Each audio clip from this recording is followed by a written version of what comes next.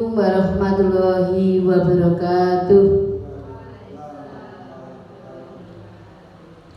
Yang terhormat Bapak Kepala Sekolah SDN 1 Siwalan, yang terhormat Bapak dan Ibu guru beserta staf SDN 1 Siwalan. Pertama, marilah kita panjatkan puja dan puji syukur kehadirat Allah Subhanahu wa taala yang mana telah melimpahkan rahmat, taufik serta hidayahnya kepada kita semua, sehingga kita semua dapat berkumpul di aula SDN 1 Siwalan ini tiada halangan suatu apapun. Amin. Kedua kalinya salawat serta salam semoga tetap terlimpahkan kepada junjungan kita Nabi Agung Nabi Muhammad Sallallahu Alaihi Wasallam, yang mana telah menuntun umatnya dari zaman jahiliyah menuju zaman Islamiyah, dan semoga nantinya kita semua mendapatkan syafaat dari beliau di yaumil akhir. Allahumma amin.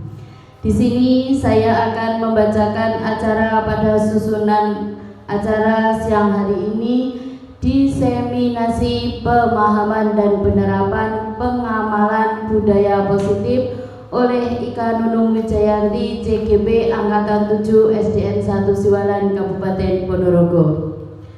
Acara yang pertama pembukaan, yang kedua sambutan kepala sekolah, yang ketiga diseminasi, yang keempat tanya jawab, kelima penutup. Marilah acara pada siang hari ini kita buka dengan bacaan basmalah. Bismillahirrahmanirrahim. Semoga dengan bacaan basmalah tadi dapat membawa lancarnya acara pada siang hari ini. Acara yang kedua yaitu sambutan kepala sekolah kepada Bapak Joko Suciantoko SPD, disilakan.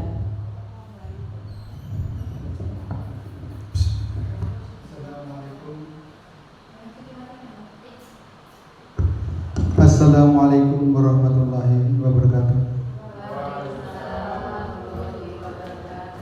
Innal hamdalillahi nahmaduhu wa nastaghfiruhu wa na'udzu billahi min shururi anfusina wa min sayyiati a'malina.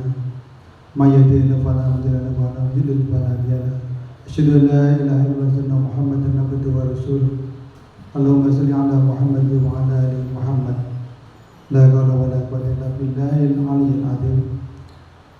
Bapak Ibu guru yang saya hormati, Bapak Ibu karyawan-karyawati SDN 1 Siwalan yang saya hormati, puji syukur alhamdulillah kita panjatkan kepada Allah Subhanahu wa taala, yang mana pada saat ini kita telah diberikan rahmatnya, taufik, hidayah serta kesempatan untuk berkumpul dalam rangka diseminasi pemahaman dan penerapan pengalaman budaya positif oleh Ika Nunung Wijayanti di SDN 1 Siwalan ini dengan tidak ada halangan suatu apapun.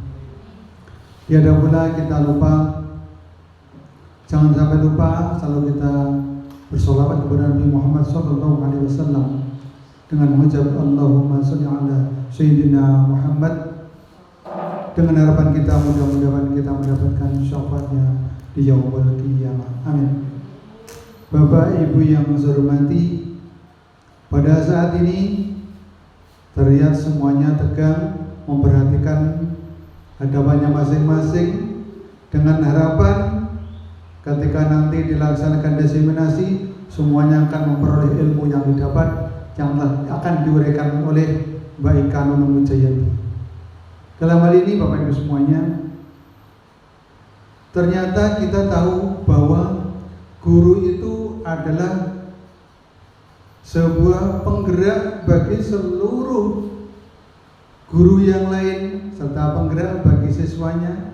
Jadi guru itu harus bergerak, tidak vakum, tidak diam, tapi harus bergerak. Dalam hal ini Bapak Ibu semuanya, di SDN kita ini ada dua ibu guru yang sekarang ini sudah mulai bergerak menunjukkan bahwa dirinya mau dan mau untuk bergerak menuju yang lebih baik, menuju yang lebih maju, sehingga dengan harapan semuanya Bapak Ibu guru yang mengikuti calon guru penggerak dapat berhasil dengan sukses sampai akhir, lulus ujiannya, kemudian betul-betul menjadi guru penggerak yang aktif di sekolah kita ini dan dapat menggerakkan bagi Bapak Ibu semuanya.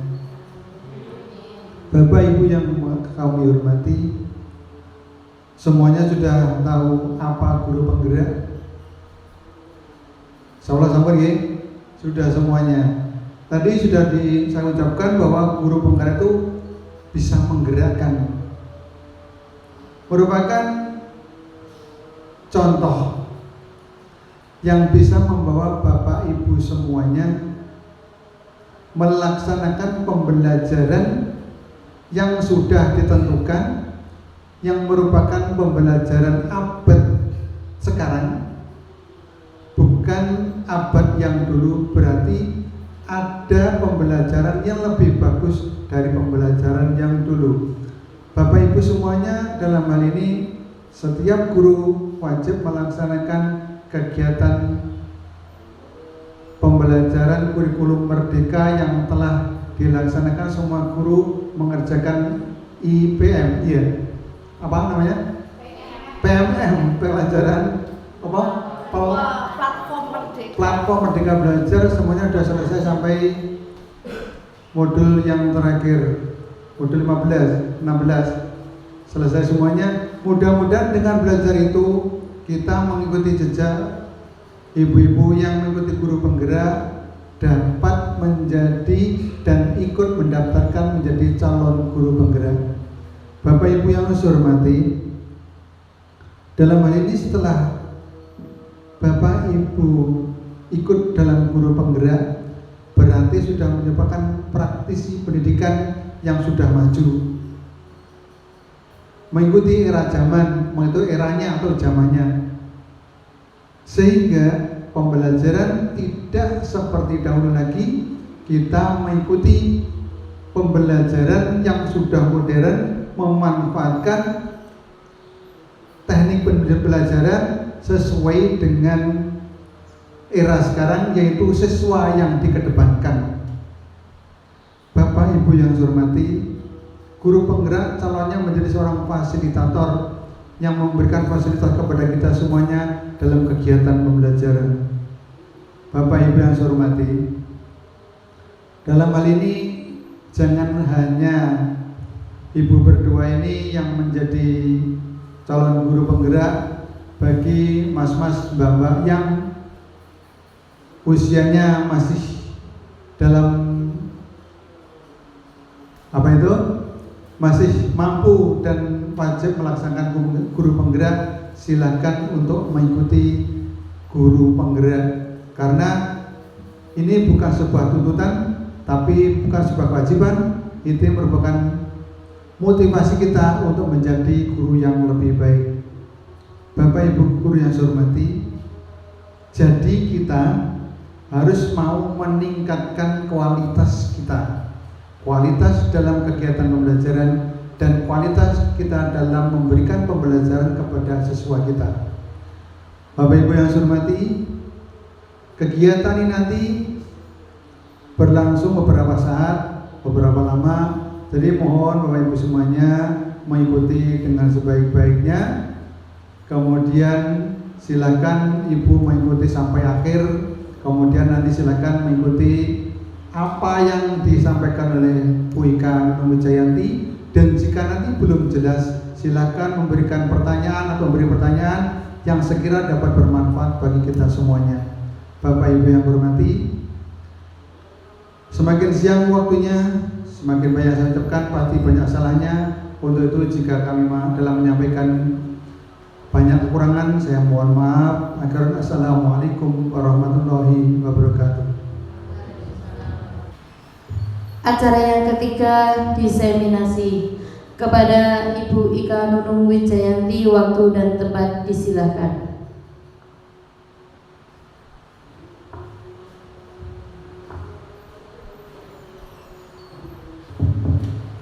Terima kasih. Bismillahirrahmanirrahim. Assalamualaikum warahmatullahi wabarakatuh.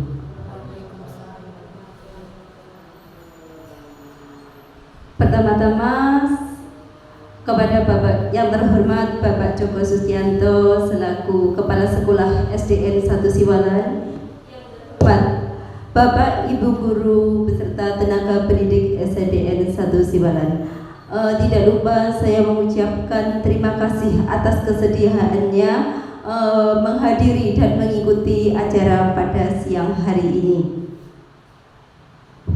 Tidak mengurangi rasa hormat kepada Bapak Ibu semuanya, saya berdiri di sini bukan sebagai guru ataupun bermaksud menggurui Bapak Ibu semua. Saya di sini untuk melaksanakan diseminasi atau penyebaran pemahaman dan penerapan pengalaman budaya positif sebagai salah satu tugas mengikuti CGP Pendidikan Calon Guru Penggerak Angkatan 7. Sebelum acara mulai, marilah kita mengucapkan basmalah.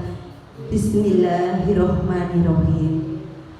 Dalam penyebaran pemahaman dan penerapan pengalaman budaya positif, ketika Bapak Ibu mendengar budaya positif, apa yang terbesit atau tersirat dalam pemikiran Bapak Ibu?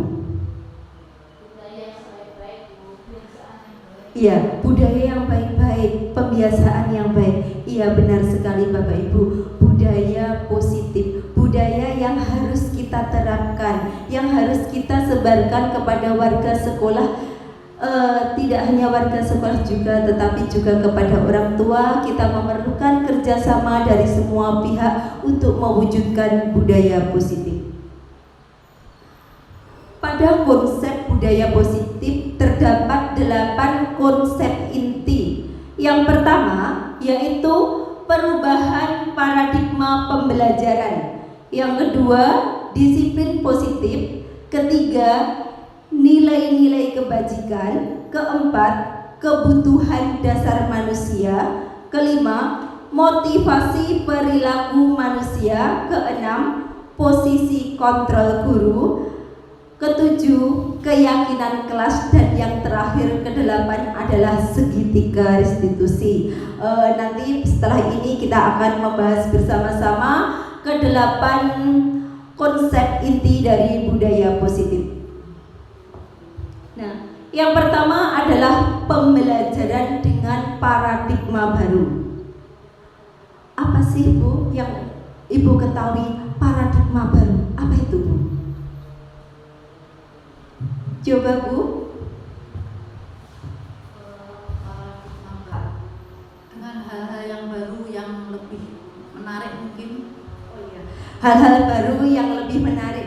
Nah, di sini sesuai dengan kurikulum baru kita, yaitu kurikulum Merdeka. Di situ ada dikatakan pembelajaran dengan paradigma baru merupakan pembelajaran yang dirancang menggunakan prinsip pembelajaran berdiferensiasi. Nah, ini sesuai dengan kurikulum Merdeka yang kita ajarkan pada kelas 1 dan kelas 4. Ini sangat sesuai, sehingga peserta didik belajar sesuai dengan kebutuhannya berdasarkan tahap perkembangan sesuai dengan teori psikologi modern untuk mewujudkan profil pelajar Pancasila.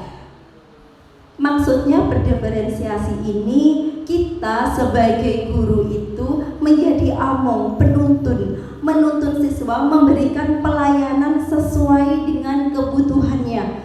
Kenapa Bapak Ibu? Ada yang mau menjawab? Karena di sini saya ulangi sekali lagi ya, di sini kita bukan untuk memberi paparan, tapi di sini kita berdiskusi sama-sama untuk belajar bersama. Kita bisa bertukar pengalaman, saling memberikan pendapat atau ilmu yang kita peroleh. Monggo Bu Dila, kalau menurut Bu Dila.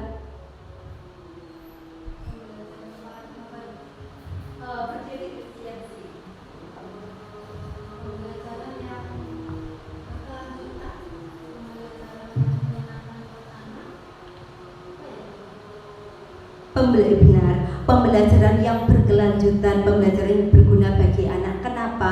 Karena kita pada konsep kurikulum Merdeka ini kita memberikan pembelajaran secara berdiferensiasi, yaitu sesuai dengan kebutuhan peserta didik. Kita dulu menganggap semua peserta didik harus kita beri pelajaran yang sama. Ternyata ketika kita di sini ada pembelajaran dengan paradigma baru, dengan pola pikir baru. Kita sudah tidak bisa lagi menggunakan pola pikir lama yang menganggap semua kebutuhan siswa itu sama. Ternyata semua kebutuhan siswa itu berbeda-beda, dan kita sebagai guru kita harus memberikan pelayanan atau sebagai among dengan memberikan tuntunan kepada siswa sesuai dengan kebutuhannya atau sesuai kodrat dan zamannya. Nah, ini semua untuk menciptakan profil pelajar Pancasila yang sudah kita ketahui, untuk menciptakan seperti pada gambar ini, menciptakan murid yang beriman, bertakwa kepada Tuhan Yang Maha Esa dan berakhlak mulia. Ada berkebinekaan global, mandiri, gotong royong, bernalar kritis dan kreatif. Nah, Bapak Ibu masih semangat semuanya? Alhamdulillah. Kalau masih semangat, coba mana semangatnya? Kita biasa menjajal SDN kita. Masih ingat ya, ketika saya menyebutkan SDN 1 Siwalan, maka bagaimana? Kita bisa, kita menang, kita hebat. Siap Bapak Ibu? SDN 1 Siwalan, kita bisa, kita menang, kita hebat. Terima kasih. Nah, tadi dikatakan dengan paradigma baru. Nah, di sini kenapa? Karena kita selama ini terjadi miskonsepsi tentang teori kontrol. Apa itu? Tadi dikatakan pada awalnya kita itu menganggap semua kebutuhan sama. Ternyata itu hanya ilusi. Ilusi yang pertama, ilusi guru mengontrol murid.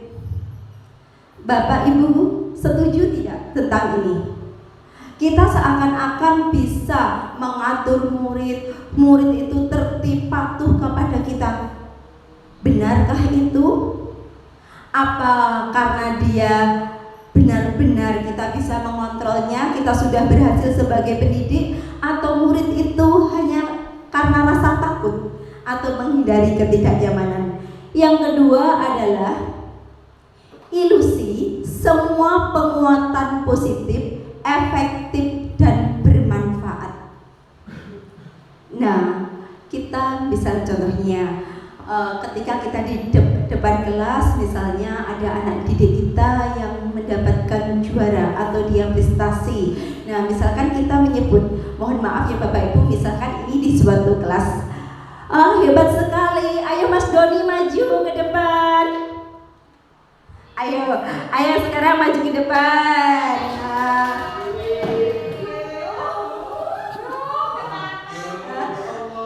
Mohon maaf, ini misalkan kita di depan kelas.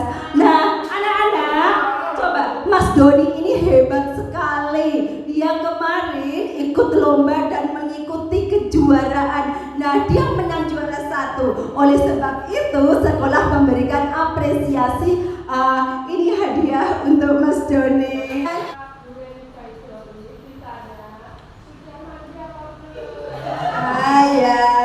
Ya Bu, nanti saya tanyakan.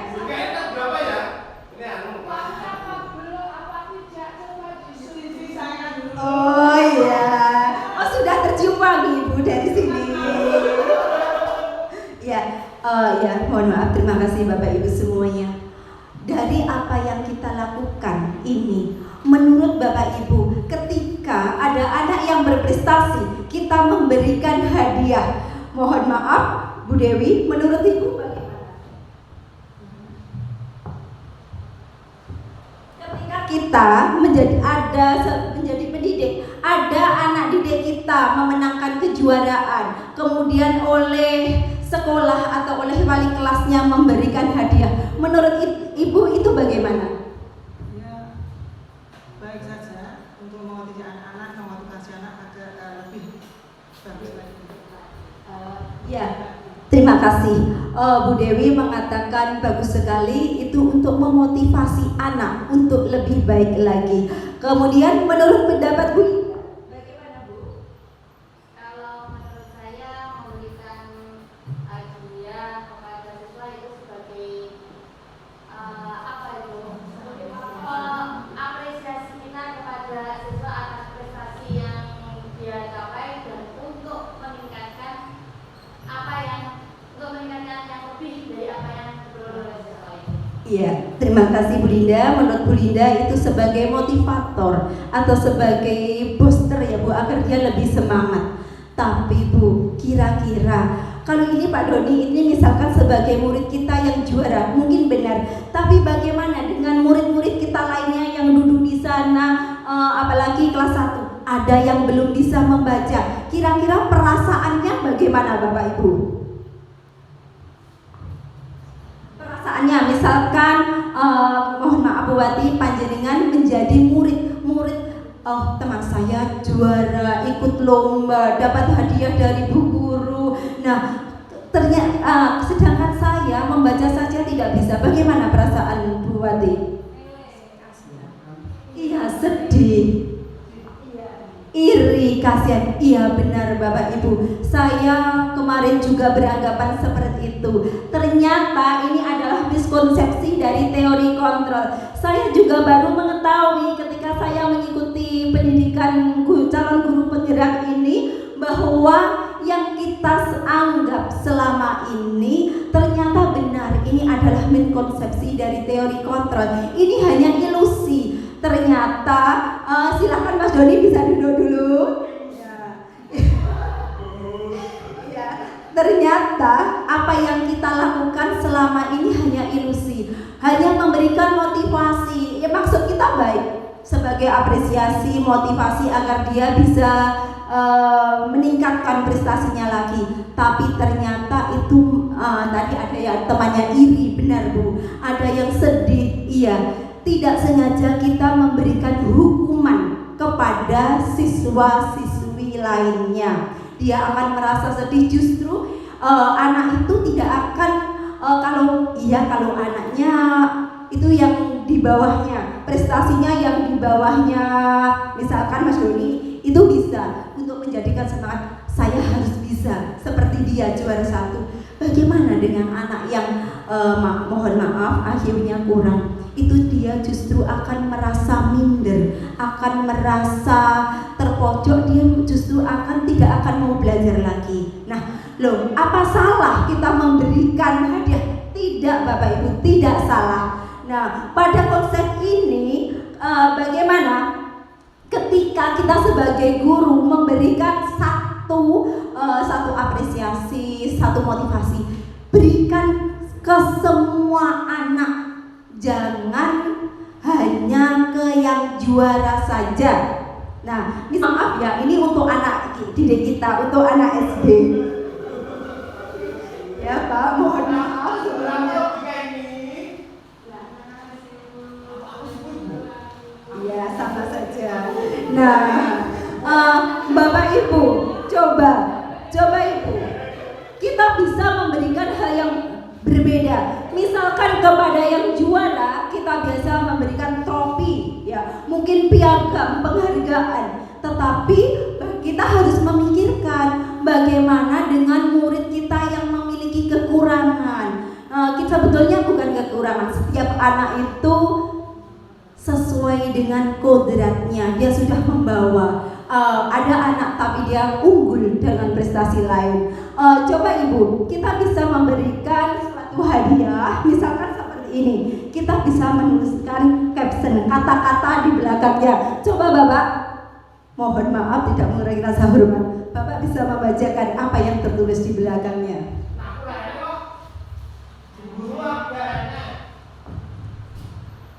Di sini tertuliskan terbaik. Ketika ada tulisan terbaik, Bapak tidak juara, Bapak tidak mendapatkan hadiah atau trofi. Tapi ketika ada mendapatkan hadiah, meskipun itu kecil ya Ibu-ibu, itu untuk siswa kita kelas SD. Ketika mendapatkan jajan, bagaimana perasaannya Bapak Ibu? Bapak ini mohon maaf ketika Bapak dikatakan terbaik, bagaimana Bapak perasaannya? Saya akan lebih bangga jika dikatakan terbaik. Alhamdulillah, tepuk tangan buat Bapak Kepala Sekolah kita. Ya. Oh, capek ya Bu. Nanti ya. Oke, kalau kita capek, berarti apa kabar dengan pinggangnya Bapak Ibu ya? Capek. Oke, kalau gitu capek, Bapak Ibu kita bergerak dulu. Ayo Bapak Ibu maju berpasangan. Kata Bunda tadi capek, biar tidak capek silahkan maju dulu Bu. Nah ini juga merupakan pembelajaran yang kita lakukan kelas. Tadi berhadapan ya Bapak Ibu berpasangan. Oh, berpasangan itu dengan cara berhadapan. Permainannya bagaimana? Monggo, berpasangan berhadapan. Nah, ini 3. Nah, ini berhadapan terus. Berhadapannya bagaimana? Tadi Bapak Ibu kan pinggang, aduh pinggang saya. Nah, makanya ini yang biasa kita lakukan. Tentu Bapak Ibu semua kenal ya dengan lagu Kepala, Pundak, Lutut, Kaki. Mari kita bersama-sama nanti menyanyikan itu. Tapi ada sesuatu. Ketika nanti kepala memegang kepala, pundak-pundak, lutut-lutut dan kaki-kaki. Tapi ada yang berbeda. Nanti saya taruh barang di sini. Ketika saya gini ya Bapak Ibu. Nanti itu untuk Bapak Ibu. Mohon maaf loh ya, ini misalkan saya menganggap Bapak Ibu itu adalah murid-murid kelas 1. Nanti ketika saya menyebutkan bendanya, maka Bapak Ibu harus mengambil benda itu. Cepat-cepatan, harus benar ya.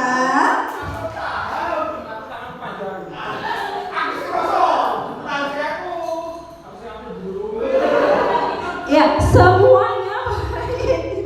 Semuanya ada yang baik. Ya, seperti ini ya. Ya, nanti Bu Guru beri yang menarik. Nah, ayo sekarang coba kita. Jadi begini ya, nanti ketika kita menyanyikan, gimana Bu lagunya? Kepala, pundak, lutut, kaki, bolpen. Maka Bapak Ibu harus mengambil bolpennya. Berdasarkan instruksinya dong Bu. Seperti kita menginstruksi murid-murid. Ayo Bu, mohon maaf ya Bapak Ibu, mohon untuk serius sebentar. Ya, yuk. Monggo, sudah siap? Mari kita mulai. Yuk kita nyanyi bersama-sama. Kepala, pundak, lutut, kaki, kepala, penghapus.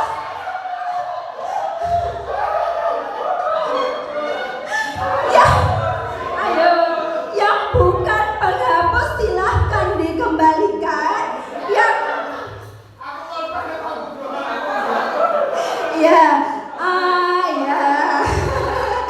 yang tidak mengambil penghapus silahkan. Yang dapat penghapus berarti benar. Silahkan duduk kembali. Ya, tepuk tangan buat yang benar.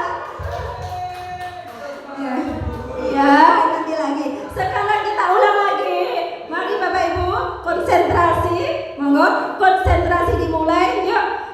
Kepala, pundak, lutut, kaki, kepala, pundak, penggaris.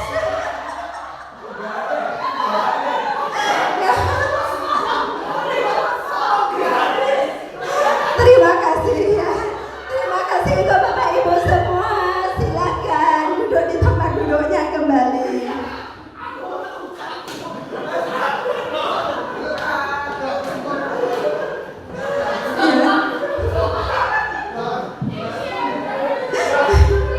Ya, silakan Pak. Oh iya, Bu Ibu.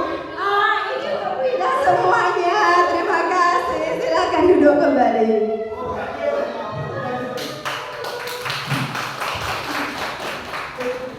Gimana Bapak Ibu kabar dengan pinggangnya sudah lebih baik? Nah, alhamdulillah. tadi kita, Bapak Ibu perasaannya ketika memainkan permainan itu bagaimana? Nah, senang, alhamdulillah kalau senang. Berarti murid-murid kita itu kalau kita juga melakukan permainan, dia juga akan senang. Kembali lagi Bapak Ibu pada materi kita tentang miskonsepsi teori kontrol. Yang ketiga adalah ilusi bahwa kritik dan membuat rasa bersalah mampu mengubah karakter. Selama ini kita beranggapan bahwa ketika kita melakukan kritik, kita memarahi siswa, itu kita beranggapan kita bisa mengubah karakter, mengubah perilakunya. Ternyata itu semua hanya ilusi Bapak Ibu. Karena apa? Karena murid itu dia merasa takut. Dia hanya takut untuk dihukum, takut untuk dimarahi. Nah, seperti itu. Ternyata ketika gurunya tidak ada, misalkan seperti ini saja, tidak murid, tapi mohon maaf ya, kita sendiri. Ketika Bapak Kepala Sekolah kita memerintahkan untuk melakukan sesuatu, mohon maaf, kita melakukannya tidak Bapak Ibu?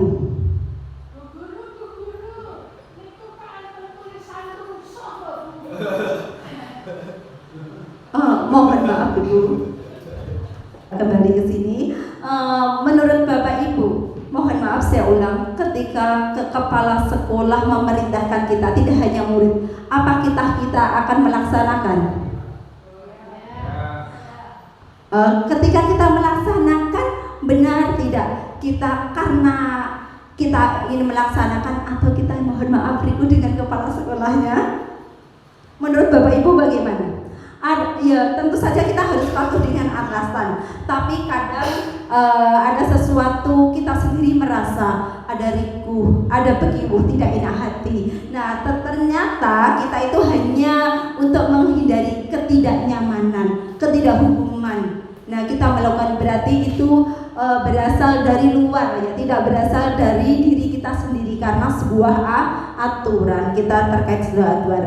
Yang terakhir adalah ilusi seorang dewasa, orang yang dewasa itu berhak untuk memaksa. Jadi kita sebagai guru, kita sudah merasa punya hak. Kita bisa ketika seorang siswa tidak melakukan sesuatu, kadang kita itu memaksa. Kita itu hanya ilusi, hanya pendapat. Sebetulnya kita tidak boleh melakukan hal tersebut. Oh ya Bapak Ibu, berikutnya mengubah paradigma stimulus respon ke pendekatan teori kontrol. Apa itu Bapak Ibu? Kita harus mengubah. Kenapa? Karena pola pikir kita selama ini adalah stimulus respon. Nah, kita harus dengan budaya positif itu, kita harus berubah cara pandang kita terhadap sesuai dengan teori kontrol. Pada stimulus respon, kita beranggapan kebutuhan setiap orang itu sama. Kebutuhan kita itu sama. Padahal dalam teori kontrol, realitas kebutuhan kita itu berbeda. Nah, ini sangat cocok sekali dengan kurikulum baru kita yang kita jalankan di kelas 1 dan di kelas 4. Ternyata setiap siswa pun itu kebutuhannya berbeda-beda. Seperti tadi dicontohkan, Mas Doni jadi juara, berarti pelayanan kita itu berbeda dengan anak yang belum bisa membaca. Kita tidak boleh sekarang itu menyamakan, memberi tugas yang sama. Yang kedua, setiap orang memiliki gambaran atau keinginan yang sama. Padahal dalam teori kontrol, setiap orang itu memiliki gambaran atau keinginan yang berbeda-beda. Misalkan saja kita contohkan, kita orang dewasa, kita memiliki 2 orang anak. Anak kita yang pertama itu pandai di akademik. Kita menuntut anak kita yang kedua untuk sama. Ayo belajar. lihat itu kakakmu, contoh itu kakakmu. Boleh tidak Bapak Ibu? Tidak. Kenapa? Karena itu akan melukai anak kita yang kedua. Itu akan menjadikan dia itu minder, dia itu tidak bersemangat. Nah, justru itu, mungkin anak kita yang kedua itu memiliki keunggulan di bidang yang lainnya. Yang ketiga adalah kita mencoba mengubah orang memiliki pemandangan yang sama, pola pikir sama dengan kita. Itu cara pandang kita dulu. Harusnya bagaimana menurut teori kontrol? Kita itu berusaha memahami orang lain, cara pandang orang lain itu kepada diri kita. Itulah yang harus kita lakukan. Yang keempat, perilaku buruk dipandang sebagai kesalahan. Maksudnya di dalam kelas ada anak yang nakal, suka mengganggu temannya. Kita sudah memberi cap, kita sudah memberi label. Label apa yang kita berikan? Nakal, usil, suka mengganggu teman. Padahal menurut teori kontrol, semua perilaku itu memiliki tujuan. Mungkin tujuannya dia ingin kita lebih memperhatikan. Yang berikutnya, saya bisa mengontrol orang lain. Saya, ini artinya kita dipendidik, saya bisa mengatur murid. Saya bisa membuat mereka disiplin. Benarkah itu? Atau ketika murid patuh, ibu sudah yakin. Ketika murid bertindak baik, kita sudah yakin bahwa dia itu patuh. Itu belum tentu. Kadang-kala dia hanya takut mendapat hukuman dari kita. Berikutnya, model berpikir. Model berpikir pada stimulus respon adalah menang kalah. Seperti tadi, ketika kita memberi hadiah kepada hanya satu orang murid, maka murid itu akan di pola pikirnya menang dan kalah. Oh, Mas Doni menang, saya kalah. Padahal kalau di teori kontrol, pola pikirnya itu bukan menang kalah lagi Bapak Ibu, tapi menang dan menang. Semuanya harus diberi perlakuan yang sama. Bagaimana Bapak Ibu, masih semangat? Alhamdulillah. Nah, berikutnya adalah pembahasan tentang disiplin positif. Kalau Bapak Ibu mendengar kata disiplin, apa yang terlintas? Selalu mengerjakan tugas. Ada jawaban yang ya, menaati peraturan. Iya. Kalau disiplin itu pasti yang terlintas ke kita itu aturan dan perintah. Nah, di sini disiplin positif merupakan salah satu cara penerapan disiplin yang bertujuan untuk menumbuhkan kesadaran serta memberdayakan peserta didik tanpa imbalan, penghargaan, reward, ancaman ataupun hukuman. Nah, ternyata beda. Ketika disiplin itu kita selalu kaitan dengan aturan, tata tertib, ternyata tidak. Justru disiplin positif itu tadi dikatakan itu merupakan cara yang diterapkan. Jadi anak itu akan tumbuh dari keinginannya sendiri. Misalkan seperti ini, kita membayangkan punya benda ya di genggaman kita. Benda ini coba ibu genggam benda ini. Ibu anggap benda itu benar-benar penting bagi ibu, bagi hidup ibu. Kalau diminta, tentu kita akan mempertahankan, tidak boleh sekeras apapun. Coba buati, coba panjenengan usaha membuka genggaman tangan buati Bu Dewi untuk mengambil benda itu. Mari seperti ini, monggo. Jenengan usaha sekuatnya, Bu Dewi juga sekuatnya.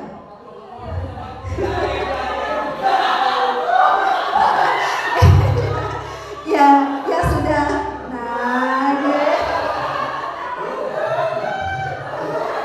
ya sudah Ibu. Itu hanya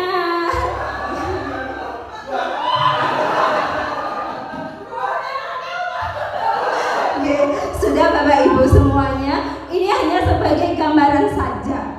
Gambarannya bagaimana? Ketika kita memiliki sesuatu kita menggenggam, kita tuh diminta itu tidak akan dilepaskan. Itu menggambarkan seseorang itu tidak ada izin dari Bu Dewi, maka benda itu tidak bisa diambil. Itu menggambarkan seseorang itu melakukan sesuatu itu atas keinginan dirinya sendiri. Orang lain, aturan atau apapun, kalau dia tidak mau melakukannya, maka itu juga tidak akan bisa memaksanya. Begitu juga dengan siswa kita. Siswa itu sudah lahir berdasarkan kodratnya. Kita sebagai guru hanya sebagai among yang menuntun, yang menuntunnya ke arah yang lebih baik. Jadi kita tidak bisa memaksa, kita hanya bisa mengarahkannya saja. Sebagai pendidik, tujuan kita adalah peserta didik yang memiliki disiplin diri, sehingga mereka berperilaku mengacu pada nilai-nilai kebajikan universal dan memiliki motivasi intrinsik, seperti tadi motivasi yang berasal dari dalam dirinya sendiri dalam perubahan perilaku ke arah yang lebih baik. Jadi sekeras apapun orang memaksanya, kalau dia tidak ada keinginan dirinya sendiri, itu tidak akan bisa, tapi itu hanya untuk menghindari hukuman, ketakutan. Artinya kalau tidak ada yang memantau, dia akan kembali lagi ke apa yang dia inginkan. Adalah nilai-nilai kebajikan. Nilai kebajikan adalah nilai yang disepakati bersama, lepas dari suku bangsa, agama, bahasa, dan latar belakang. Misalkan saja pada sebuah institusi atau organisasi, kita coba ambil contoh seperti apa tuh nilai kebajikan. Berarti nilai kebajikan itu nilai-nilai yang baik saja ya Bapak Ibu. Selanjutnya yaitu tentang nilai-nilai kebajikan. Nilai kebajikan adalah nilai yang disepakati bersama, lepas dari suku bangsa, agama, bahasa, dan latar belakang. Kita bisa mengambil nilai kebajikan misalnya pada sebuah institusi atau organisasi. Misalkan di sekolah kita tentang profil pelajar Pancasila. Apa saja nilai kebajikannya?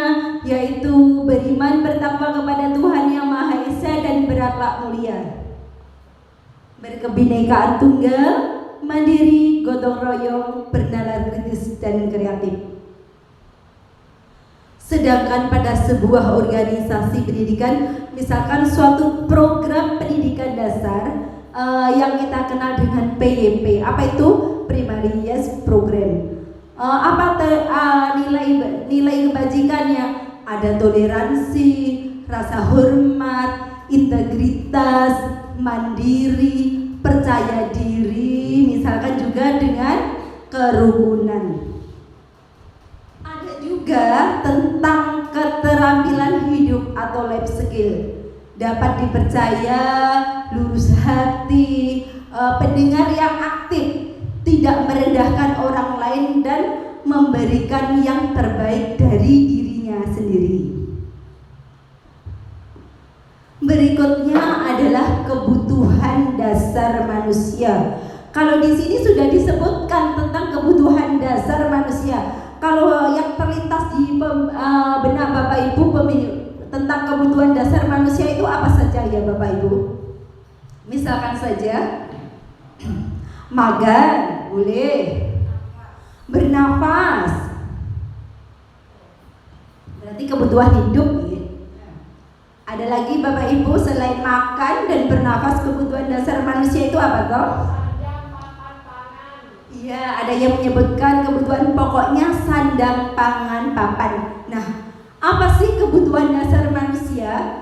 Kebutuhan dasar manusia adalah segala sesuatu yang kita lakukan untuk mendapatkan yang kita inginkan. Seluruh tindakan yang kita lakukan memiliki tujuan tertentu. semua usaha terbaik yang kita lakukan adalah dalam rangka agar kebutuhan dasar kita itu terpenuhi dengan baik.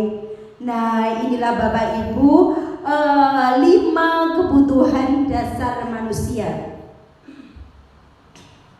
Yang pertama adalah kebutuhan bertahan hidup.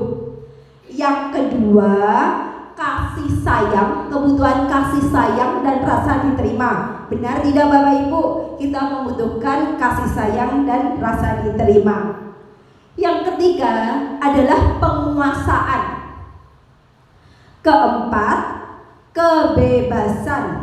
Kelima, kesenangan. Nah, jadi ketika dalam pembelajaran kita yang tidak serius-serius banget, tidak tegang-tegang amat. Nah, dalam yang satu, kebutuhan bertahan hidup tadi benar seperti yang Bapak Ibu sebutkan, yaitu ada makan, pakaian, tempat tinggal, keamanan dan kesehatan.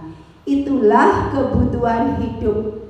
Sedangkan kasih sayang dan rasa diterima yaitu rasa diterima, diperlukan, berbagi menjadi bagian kelompok. Seperti di sini saya juga ketika saya datang ke sini, saya juga merupakan kebutuhan dasar saja. Diterima panjenengan semua, mendapatkan kasih sayang panjenengan semua, saya diterima di SD sini. Nah, yang ketiga adalah penguasaan. Ini yang biasa dilakukan oleh anak-anak kita, terutama ketika dia sudah menginjak dewasa, apalagi ini anak laki-laki di dalam kelas. Apa itu? Dia akan menginginkan menjadi pemimpin. Dia akan menjadi pemimpin di kelasnya, diakui dan didengar. Dia menonjol selalu saja di kelas. Dia tanya, dia selalu bikin membuat kita anggap, kadang kita beranggapan salah. Yang tadi dikatakan ilusi, dia nakal, dia membuat ulah. Sebetulnya itu adalah kebutuhan dia yang dinamakan tentang penguasaan. Yang keempat, kebebasan. Seorang anak belajar di dalam kelas, dia itu juga mandiri, memiliki pilihan dan mencoba hal-hal baru yang mampu menjadikan arah dirinya ke depan. Nah, inilah tugas kita sebagai among, sebagai guru, menuntunnya, menuntun bagaimana. Kalau anak itu memang ada seorang anak yang di bidang akademiknya mungkin kurang, tapi dia di bidang seninya tinggi, dia menggambar, dia baca kaligrafi, kita bisa menuntunnya ke arah sini. Yang kelima, inilah kebutuhan yang harus kita perhatikan ini terutama kita sebagai pendidik di sekolah dasar, yaitu kesenangan. Di mana anak itu bermain, memiliki kesenangan bermain, humor dan tertawa. Jadi kadang kita menganggap anak itu jika ramai di kelas, dia bermain, itu memang kodrat anak, Bu. Cekikian di kelas, kadang kita juga kadang salah persepsi untuk membentaknya. Masih semangat Bapak Ibu? Nah, yuk semangat ya kita. Masih ingat SDN 1 Siwalan? Kita bisa, kita menang, kita hebat. Tepuk tangan untuk Bapak Guru hebat semua. Ini ada yang biasa kita lakukan di sini, hukuman. Anak dia akan merasa sedih ketika kita hukum. Ada di sini istilah hukuman, konsekuensi dan restitusi. Dari ketiga kata-kata ini, Bapak Ibu mau berbagi pengalaman? Monggo Budila berbagi pengalaman. Apa sih yang Ibu ketahui tentang hukuman, tentang konsekuensi, tentang restitusi? Saya juga baru istilah baru di pendidikan guru penggerak ini. Apa sih restitusi itu? Nanti kita akan bahas bersama-sama. Monggo Budila maju ke depan menyampaikan pendapatnya tentang apa sih hukuman itu, konsekuensi dan restitusi.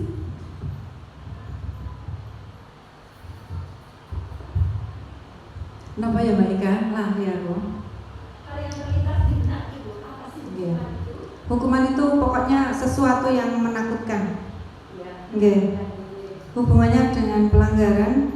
Kalau kita melanggar sesuatu, pasti kita diberi hukuman. Ngoten nggih? Kalau konsekuensi itu adalah resiko yang harus kita tanggung jika kita sudah melakukan sesuatu, entah itu kesalahan ataupun bodoh. Gitu nggih. Nggih. Nggih. Kalau restitusi itu semacam penyelesaian masalah, nggih. Pengakuan bahwa dia telah melakukan sesuatu. Ngaten Mbak Ika. Terima kasih, tepuk tangan buat Bu Dila yang telah memberikan pendapatnya. Iya, Bu Dila tadi mengatakan hukuman. Hukuman itu melanggar sesuatu yang menakutkan. Kalau konsekuensi tadi pendapat Bu Dila adalah sesuatu yang harus kita tanggung, kita terima. Sedangkan restitusi adalah suatu proses pemecahan masalah, itu benar. Seperti yang dikatakan Bu Dila bahwa hukuman itu sebenarnya tidak terencana secara tiba-tiba. Peserta didik tidak tahu apa yang akan diberikan, apa yang akan terjadi. Nah, hukuman itu hanya terjadi satu arah. Biasanya yang menentukan di sekolah itu guru atau dari pihak sekolah. Nah, hukuman itu biasanya pada fisik ataupun psikis. Berbeda dengan konsekuensi. Kalau konsekuensi itu terencana, disepakati bersama-sama. Tetapi diingat, konsekuensi itu juga membuat peserta didik tetap dibuat tidak nyaman. Yang ketiga, kita sebagai guru selalu menjadi monitor bagi peserta didik. Misalkan saja ada anak yang terlambat. Suatu contoh, ketika ada anak terlambat mengikuti upacara, tiba-tiba misalkan bapak kepala sekolah langsung menginstruksikan, ayo kamu terlambat, ayo kamu lari keliling lapangan 2 kali. Menurut bapak ibu itu hukuman atau konsekuensi? Iya betul, hukuman. Kenapa? Karena tiba-tiba tidak terencana, anak tidak tahu. Berbeda lagi kalau ketika dia terlambat, anak sudah tahu. Yang terlambat dalam barisan sendiri atau setelah nanti ada konsekuensinya. Yang terlambat nanti membersihkan kelas, itu yang disebut konsekuensi terarah, dan itu direncanakan, diketahui pihak guru maupun peserta didik. Benar yang dikatakan Bu Dila tadi, restitusi. Saya sendiri juga baru mengenal restitusi itu ketika saya mengikuti pendidikan calon guru gerak. Saya juga bingung apa sih restitusi itu. Ternyata restitusi itu merupakan proses menciptakan kondisi bagi peserta didik untuk memperbaiki kesalahan. Merupakan proses kolaborasi yang mengejarkan peserta didik untuk mencari solusi sendiri dari permasalahan yang dihadapinya. Posisi kontrol sebagai guru itu terdapat 5 posisi kontrol guru. Sebagai penghukum, pembuat rasa bersalah, teman, pemantau, dan manajer. Nah, kita akan bahas bersama-sama. Apa sih yang dimaksud sebagai penghukum? Nah, di sini ada contoh penerapannya. Kasusnya sama. Misalkan kita ambil kasus yang sering terjadi di sekolah kita, di pendidikan sekolah dasar. Misalkan saat upacara bendera ada anak yang tidak memakai topi saat upacara, entah itu ketinggalan atau dia tidak punya. Ketika seorang guru mengatakan hormat pada bendera selama 10 menit, anak tidak tahu ya Bapak Ibu, berdasarkan ciri-ciri tadi berarti sebagai apa? Sebagai apa Bapak Ibu? hukuman. Posisi kontrol sebagai penghukum. Nah, beda lagi. Ada ketika nih, berapa kali bapak atau ibu sudah memberitahu kamu selalu saja mengecewakan bapak dan ibu. Nah, ini adalah sebagai pembuat rasa bersalah. Yang berikutnya, jika seorang guru mengatakan kamu sudah melanggar aturan sekolah, kamu tahu konsekuensinya, hukumannya. Setelah upacara, gantikan petugas untuk mengembalikan dan merapikan peralatan upacara. Menurut Bapak Ibu ini sebagai apa? Loh, seperti ini Bu, kamu sudah melanggar aturan sekolah, berarti anak itu sudah tahu. Kamu tahu konsekuensinya. Setelah upacara, gantikan petugas untuk mengembalikan dan merapikan peralatan upacara. Nah, ini sebagai pemantau Bapak Ibu.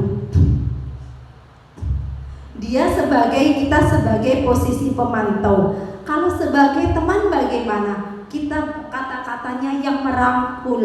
Kita memposisikan, ayo dong ikuti aturan sekolah. Tolong ya bantu ibu atau bapak. Kali ini ya sudah tidak apa-apa, lain kali jangan berbuat seperti ini lagi ya. Itu kita memposisikan diri sebagai teman.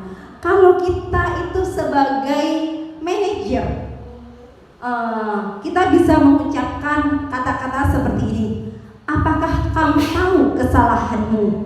Kira-kira bagaimana kamu memperbaikinya? Kita memerlukan jawaban dari anak. Kita hanya sebagai manajer. Nah, Bapak Ibu tentu sudah jelas ya dengan posisi kontrol kita sebagai guru. Ini terdapat beberapa kasus. Coba Bapak Ibu cermati.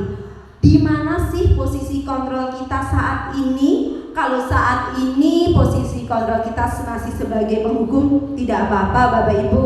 Kita nanti perlahan-lahan memperbaiki posisi kontrol kita sebagai penemantau. Syukur-syukur kita bisa sebagai manajer. Nah, posisi kontrol apakah aku? Nah, di sini seorang guru mengatakan, ibu kecewa sekali dengan kamu. Menurut Bapak Ibu, posisi kontrol apa? Iya benar, posisi kontrol kita adalah membuat rasa bersalah. Kalau seperti ini, kamu tidak pernah benar melakukannya, begini saja tidak bisa. Kalau menurut Bapak Ibu, kalau kita mengucapkan hal seperti itu kepada anak, posisi kontrol kita sebagai apa? Benar, kita sebagai penghukum. Pada kasus yang sama, apa rencana kamu untuk menyelesaikan masalah ini? Kita sebagai apa Bapak Ibu? Ya benar, dan Bapak Ibu benar-benar sudah paham di luar kepalanya sebagai manajer. Kalau seperti ini, ayolah lakukan ini demi ibu ya. Kalau hal seperti itu sebagai apa Bapak Ibu? Iya, kita sebagai teman. Kalau seperti ini, kamu tidak pernah akan mendapatkan nilai jika tidak mengerjakan tugas. Sebagai apa Bapak Ibu? Pemantau. Kita selalu mengingatkan, siswa itu tahu kok dia itu tidak akan mendapatkan nilai jika dia tidak mengerjakan tugasnya. Jadi di sini kita sebagai pemantau. Bahasan berikutnya yaitu tentang keyakinan kelas. Nah, mengapa keyakinan kelas kok bukan peraturan kelas? Ini gini Bapak Ibu, saya dari kecil itu yang saya tahu sampai ini itu hanya peraturan, tata tertib. Saya juga baru mendengar ini, keyakinan kelas. Kalau menurut Bapak Ibu, mengapa kok keyakinan kelas bukan peraturan kelas? Menurut Bu Linda bagaimana Bu?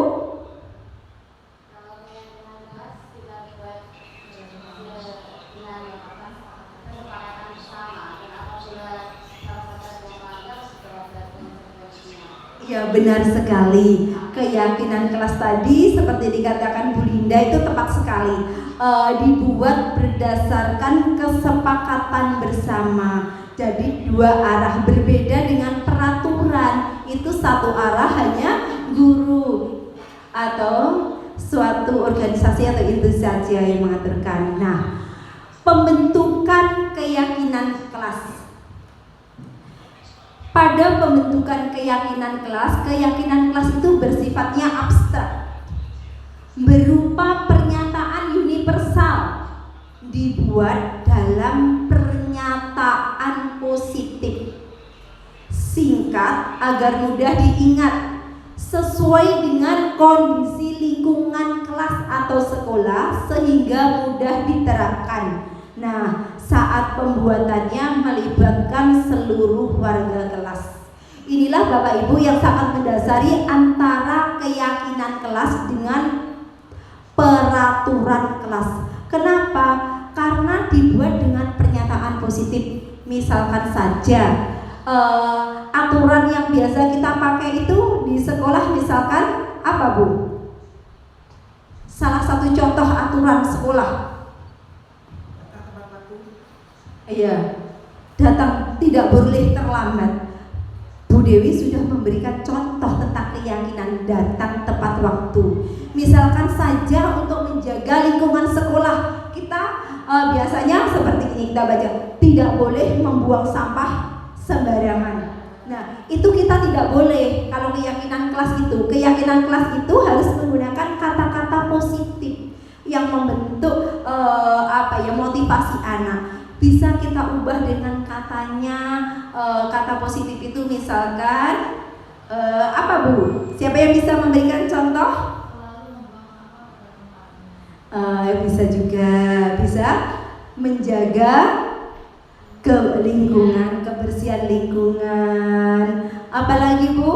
Misalkan keyakinan itu kita melarang siswa tidak boleh mencontek.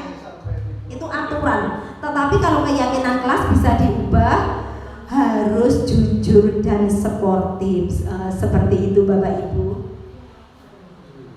Nah, langkah atau cara merumuskan keyakinan kelas.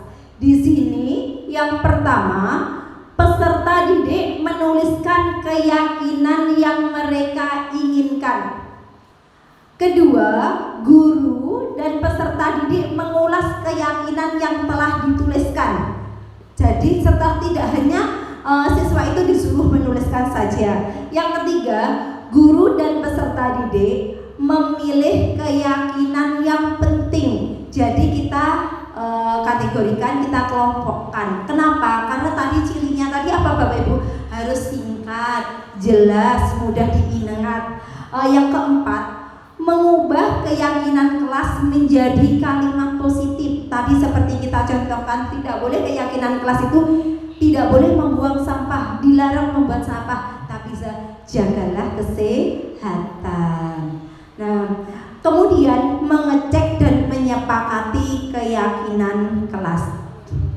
Nah, ini bisa kita terapkan tentang merumuskan keyakinan kelas guna mendukung merdeka belajar. Ini bisa kita terapkan di kelas rendah, misalkan seperti kelas yang saya ampu, kelas 1. Nah, di sini karena anak-anak masih sulit ya untuk menulis, mungkin di semester 1 awal-awal kita bisa menuliskan keyakinan kelas dengan gambar.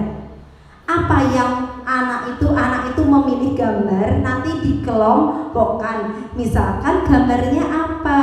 Gambarnya misalkan gambar membuang sampah di tempat sampah. Berarti keyakinan kelasnya adalah menjaga kebersihan. Ada anak yang bertengkar, berarti apa itu? Kita harus menjaga kerukunan.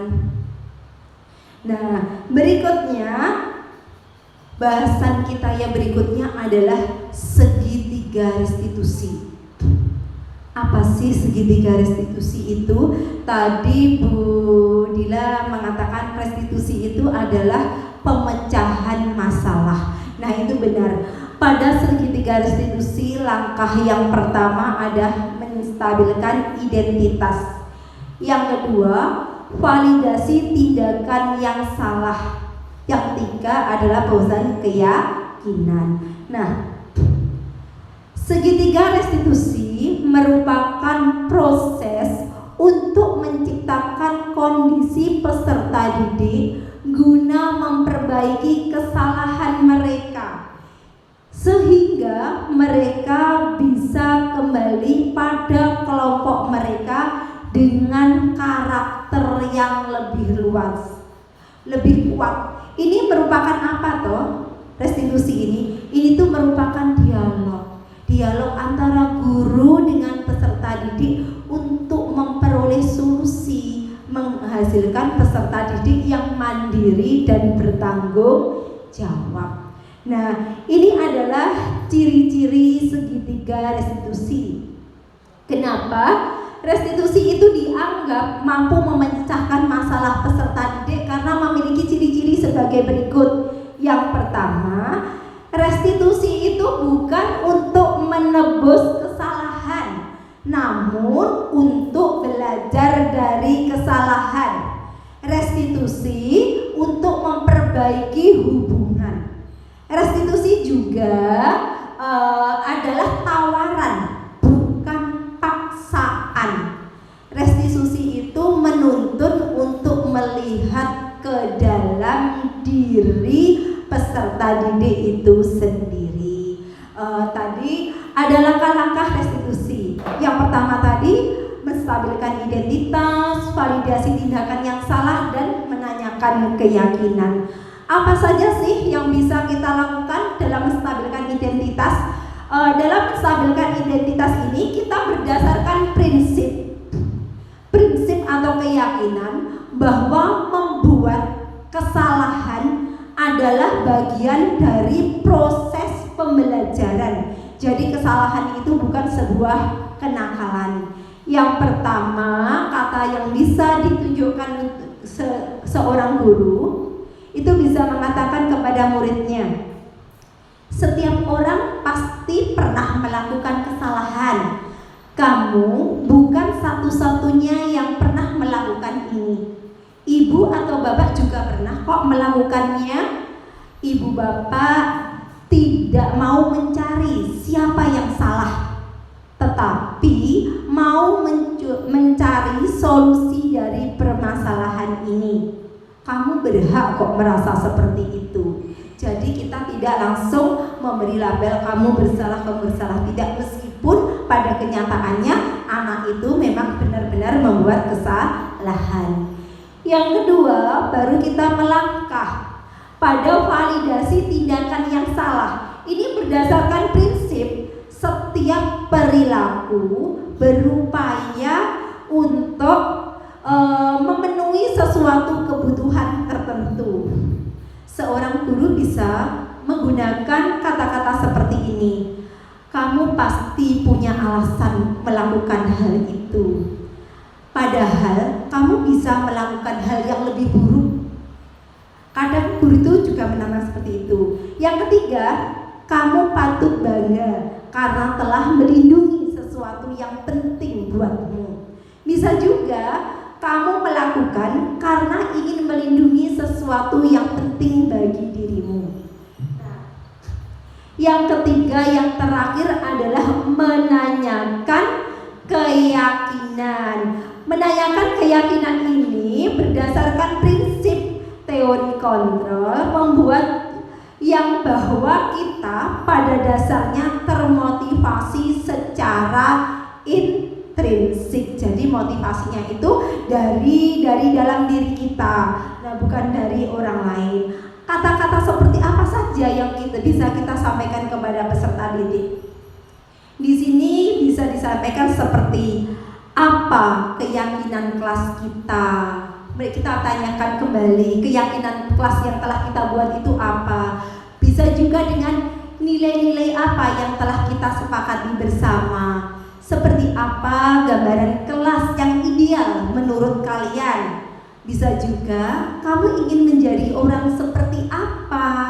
Ataupun adakah cara yang lebih baik untuk mendapatkan apa yang kamu butuhkan? Nah, Bapak Ibu, berikut ini adalah praktek dari restitusi yang pernah saya lakukan di kelas 1.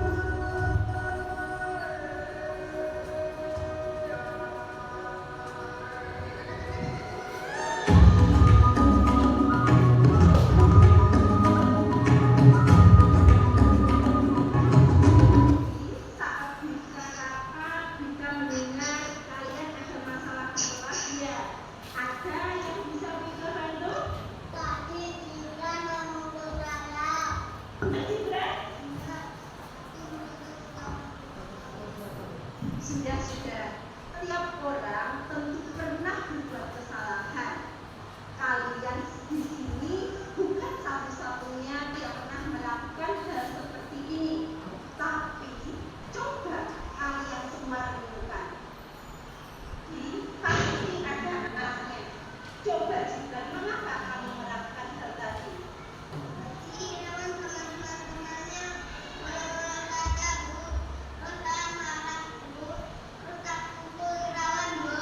Terus kalian dengan cara mengumpul kembali jibril. Iya, Bu. Adakah cara yang lebih baik? Coba kalian pikirkan. Ada, Bu. Apa?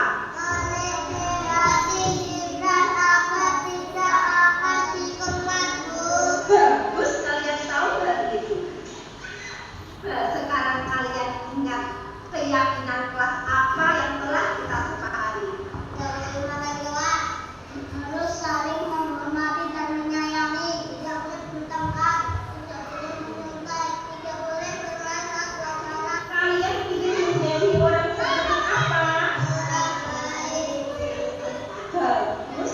Kemudian hal apa yang akan kalian lakukan untuk memperbaiki kejadian di kelas tadi?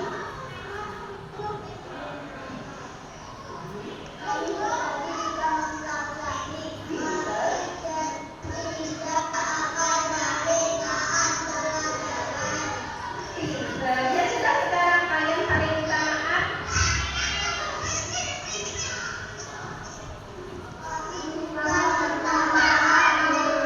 Ya, minta maafan. Ayo sekarang sudah istirahat dulu ya. Ya, ayo Saya Cimfran, kelas 1 SDN 1 Siwalan.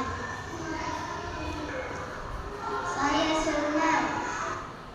Nah, itu tadi merupakan contoh dari restitusi yang pernah saya lakukan di kelas. Nah, tiba di ujung acara penutup. Nah, dalam penerapan program disiplin, hendaknya kita guru memiliki standar kepribadian, profesional dan sosial yang baik, di mana guru mampu merefleksi dirinya dalam posisi kontrol saat ini. Bagaimana perjalanan dirinya sebagai among atau manajer yang menuntun peserta didik menjadi insan mandiri, merdeka dan bertanggung jawab sesuai dengan standar pendidikan. Nah, Bapak Ibu guru, demikian yang dapat saya paparkan dalam diseminasi pemahaman dan penerapan pengalaman budaya positif. Nah, selama saya memaparkan banyak kekurangan, kesalahan kata atau tingkah yang kurang berkenan di hati Bapak Ibu semua, mohon maaf. Ada kata wassalamualaikum warahmatullahi wabarakatuh.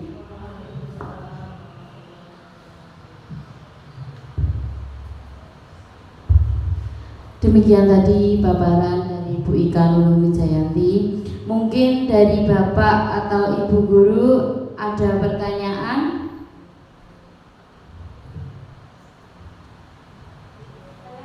Oh, oke. Silakan Bu Dilan.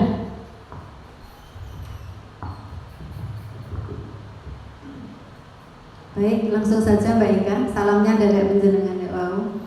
Saya penasaran dengan penampilan kerucil-kerucil yang tadi di video tadi. Itu sebetulnya masalahnya apa? Kayak anak seusia segitu, mereka bagaimana Mbak Ika mengambil sikap sehingga anak-anak itu bisa mengakui kesalahannya? Sepertinya memang ada masalah toh tadi, ada kesalahan ya. Bagaimana anak itu bisa mengakui kesalahannya dan akhirnya legowo mau salaman sama yang bersangkutan. Karena biasanya anak-anak itu didahului salaman sama musuhnya, uang seperti itu. Terima kasih Mbak Ika.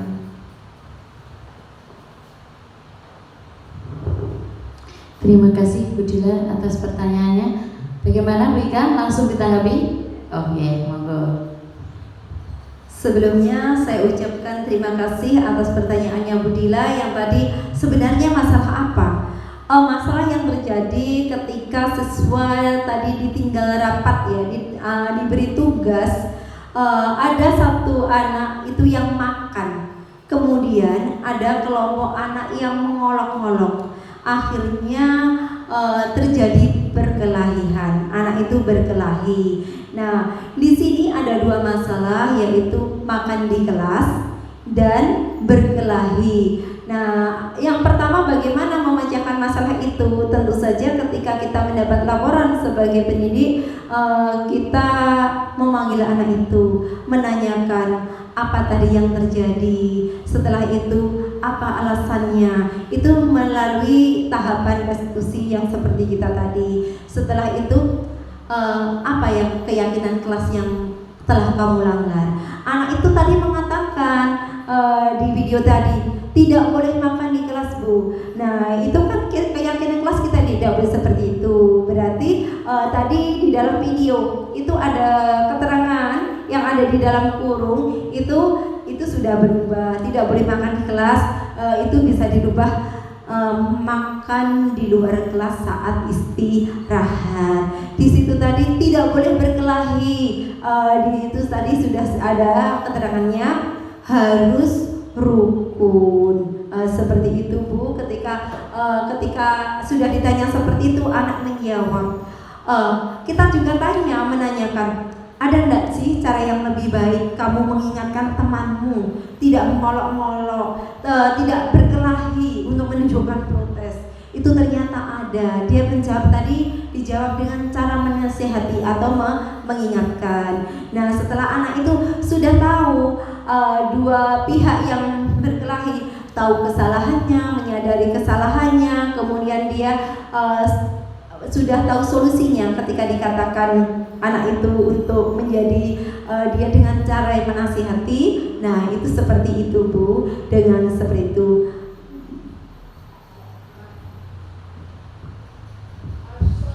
Bagaimana Bu Dila? Bisa dipahami? Bisa dimengerti? Udah? Oke? Cukup?